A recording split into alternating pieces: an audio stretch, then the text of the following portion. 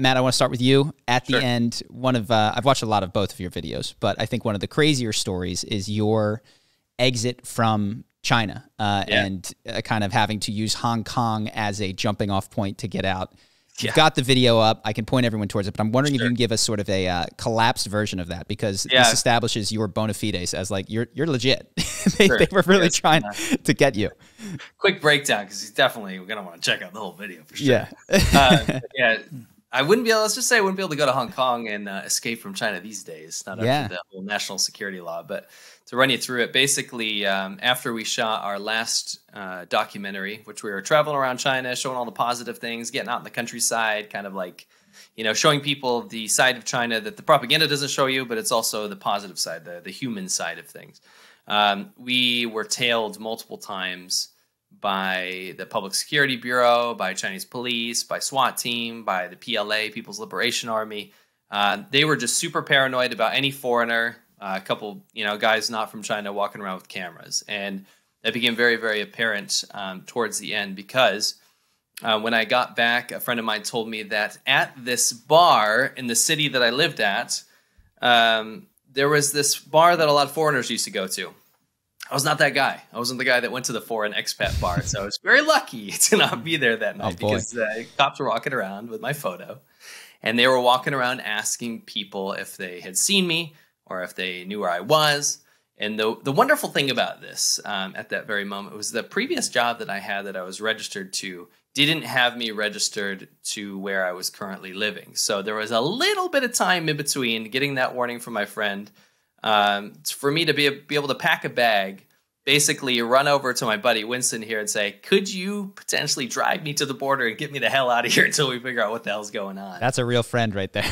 Yeah. I mean, I was actually there when you were getting the messages, and I was just like, man, you got to get out of here. You know, just grab your laptop, grab a change of clothes, let's go. And we just went. Not with the idea that I would never be back, just with the idea that, you know, if anything went down, at least I could be in Hong Kong, where there'd be another layer of security where I could potentially get out of the country, get back to America if everything blew up. So what happened was I laid down in the car. Yep. Wow. Now, keep in mind, in China, there are cameras everywhere, literally everywhere.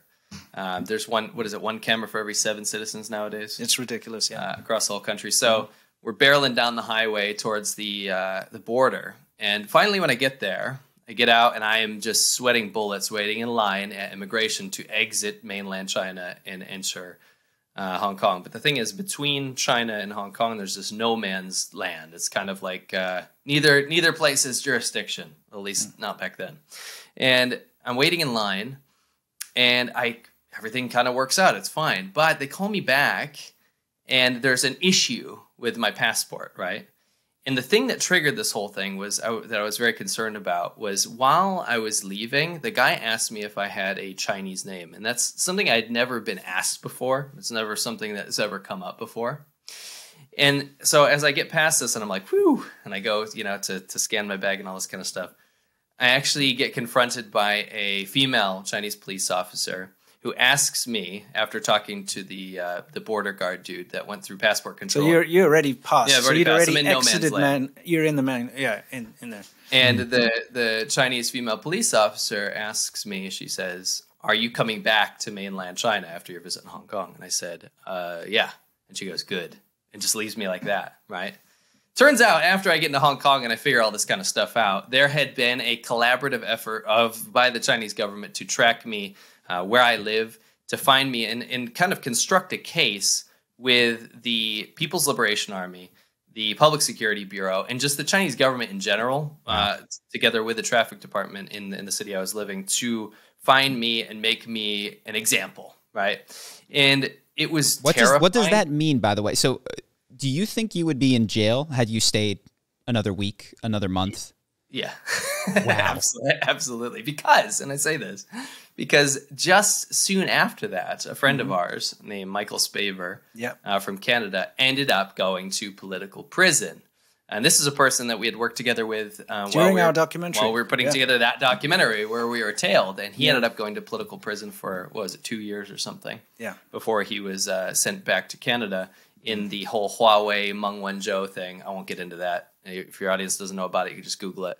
But basically, I avoided the inevitable, so to speak. Yeah, the border guard obviously made a mistake by letting you through. He had some suspicions, and then he wasn't sure it was you and let you through, and then that's why the other person approached you. And they knew that I would be back. Yeah. Right? So okay, just wait till he gets back. That's the idea, at least. Wow. And if since then, obviously things have changed in Hong Kong. Safe to say that if it were 2023, same story, they let you through to Hong Kong, you're still in trouble.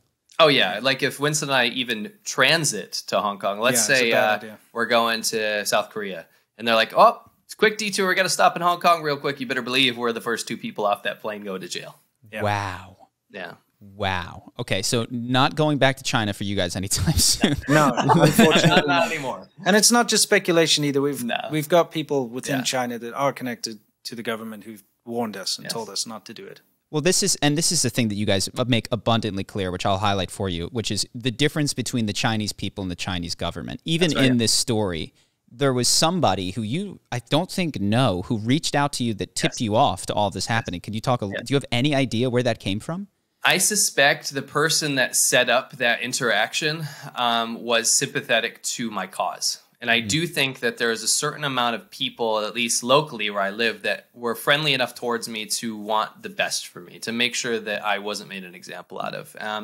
And I'll be honest with you, it's not like everyone in the Chinese Communist Party is like some gung-ho, red-blooded communists, going out there trying for world domination. There's people that work in the Communist Party of China that have connections that do it because it's their job, right? We have many friends in the Chinese Communist Party, at least when we were living there. Yeah, so many people do, because the benefits of being a part of the Chinese Communist Party are great. There's a lot of social benefits you get that the average citizen doesn't. So it's worth your while to join the party. Yeah, so it's not like, what is there, 90 million members? It's not out of the realm of possibility that like somebody was a fan of mine and they sympathize with me. That's awesome. Winston, your exit was not quite as dramatic, right? No, it wasn't as dramatic, but it was also, it just had to happen. It was dramatic. Yeah.